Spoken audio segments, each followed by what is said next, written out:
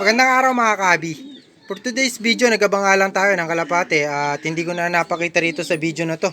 Kasi nga, kulang na ng memory itong cellphone na ginagamit natin na pang video.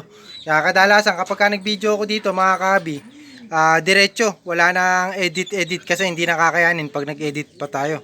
Kaya kapag ka ginagawa ko rito, kapag nag-video tayo at nai-upload na natin, dinidelete na rin natin yung video. Kasi nga hindi na kaya ng memory ng cellphone natin. So bibili na tayo ng bagong cellphone.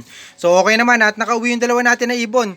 So ang masama lang sa nangyari ngayon na paghahagis natin, hindi nga naisama itong blue bar natin. So nakakalimutan nung kasama natin na naglo-load ng kalapate na pati itong blue bar kasama dapat. So nangyari nga lang, itong dalawa naka-entry natin, pares naman na nag-clock. So complete clocking tayo ngayon. So ito sa kasama natin to kay Sir SBH. Tapos yun naman yung kalapati natin. Kaya mukhang mapapansin nyo, halos isa lang ng lahi ito. So magkamukha. Kaya nung bumaba kanina yung kalapati natin sa bubong, akala ko yung kalapati ni Sir SBH. So ngayon, hindi ako lumapit kasi nga mailap yung ibon na to. So hindi sanay sa akin. At sabi nga sa atin ni Boston Ying, kalapating araw natin. So hindi kasi mapababa ni Boston Ying, siguro 5 minuto mahigit na tumambay to hanggang 7 minuto. Kaya ang naging speed niya na lang 800. So dapat 900 mahigit, 884 na lang ang naging speed niya. So yung 7 minuto kasi napakalaking bagay niyan. So almost 1,000 pa dapat yung speed natin dito sa kalapati natin na to.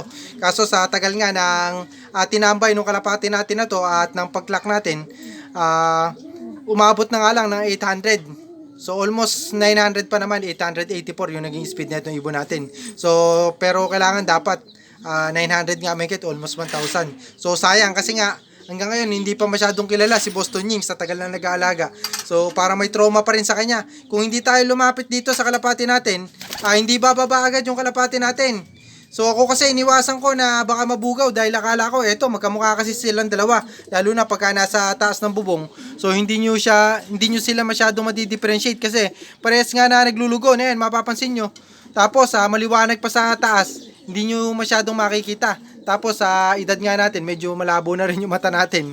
So hindi ko naman masabi na talagang ganyan.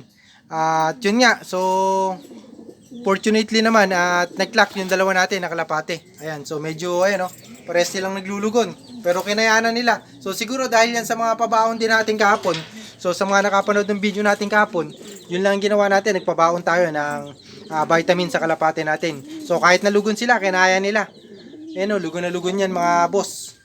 Mga boss kabi, ayan makita nyo naman siguro sa itsura ng kalapate. Ayan. So hopefully hanggang dulo, makayanan nila. So ito pagka sa mga newbie kasi mga kabi at mga nanonood pala sa atin ng mga newbie, sakitin kasi o madaling tamaan ng sakit kapag ganito na naglulugon yung kalapati nyo, lalo na pagka ganito na medyo malapit pa yung hagis. So yung track punong-puno pa yan. So ang tendency magkakasakit yung kalapati nyo o mahihirapan dahil masakit na yung katawan ng kalapati nyo pag nagpapalit ng balahibo o yung kalapati nyo naglulugon. So kapag ganito na crowded pa yung track at hindi kayo nagbigay ng vitamins, ang tendency nga niyan, tamaan ng sakit yung kalapati nyo.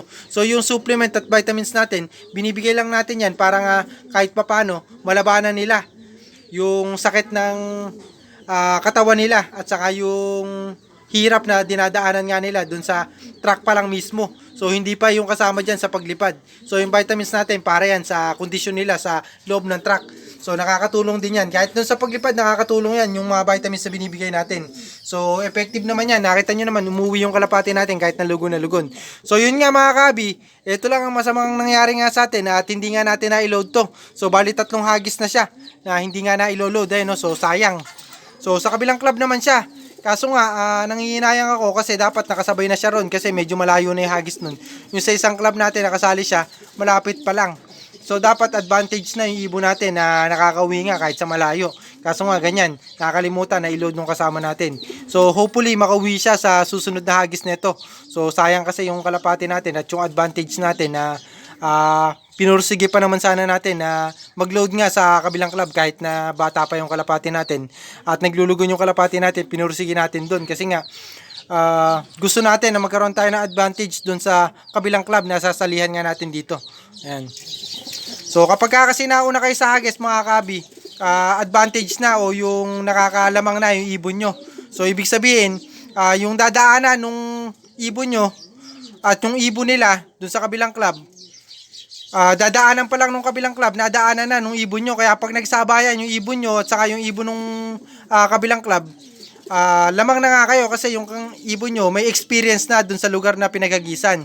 So yun yung isa pa palang tips ko sa inyo kapag nagpupuling kayo. So kung merong nauunang club, mas mainam kung maglo-load kayo dun. Tapos sa mga susunod at mga club nga na sumusunod nga dun sa unang club, maglo-loading din kayo doon at magpupuling kayo. So mas may chance kayo na manalo sa pooling kasi nga may experience na yung ibon nyo o lamang na sa experience dahil naihagis na nga doon yung ibon nyo. So kumbaga, nadaanan na nila bago daanan doon sa kabilang club. So yun yung tips ko sa inyo lalo na doon sa mga nagpupuling dyan.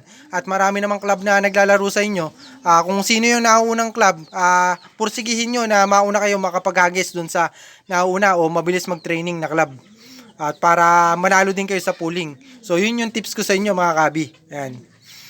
So pare silang lugon na lugon. So panahon talaga ng paglulugon ngayon, marami namang kalapate naglulugon talaga yung ibon o nagpapalit ng balahibo. Kahit ng mga manok mga kabi, uso yan. So itong mga kalapate natin, ang gagawin natin dito, ipepwede rin natin to kasi bata sila masyado sa south. Kasi yung edad nito, okay naman sila kung summer. Sa totoo lang, bata pa nga sila sa summer. Saktuhan lang yung edad nila. Kumbaga, hindi sila nauuna. Ito, yung mga young bird natin na to. Kaso nga, dalawa yung singsing natin na nilagay sa kanila. Isang summer nga, saka isang south. So, sa south, batang-bata sila. Hindi lang bata, batang-bata itong mga kalapati natin. Kasi yung mga pang-south ng kabatch nila o yung pang-south race nga na ngayon, iniloload na nga sa norte ng iba. Mga ibang panshir. So, ibig sabihin, matatag na yung ibon. So, yung atin, ala pang viewing to. Viewing pa lang natin ngayong week. So, bali si Boss Tunying na bahala dito na mag-viewing sa mga kalapati natin. Ayan. So, ito yung mga young bird natin, mga kabi. Okay naman. At good luck pala sa mga lahat ng mga may race. At papakainin na natin to mga kalapati natin. Susubuan na lang natin ang pang-recover. So, sayang lang dahil hindi nga natin naihagis to.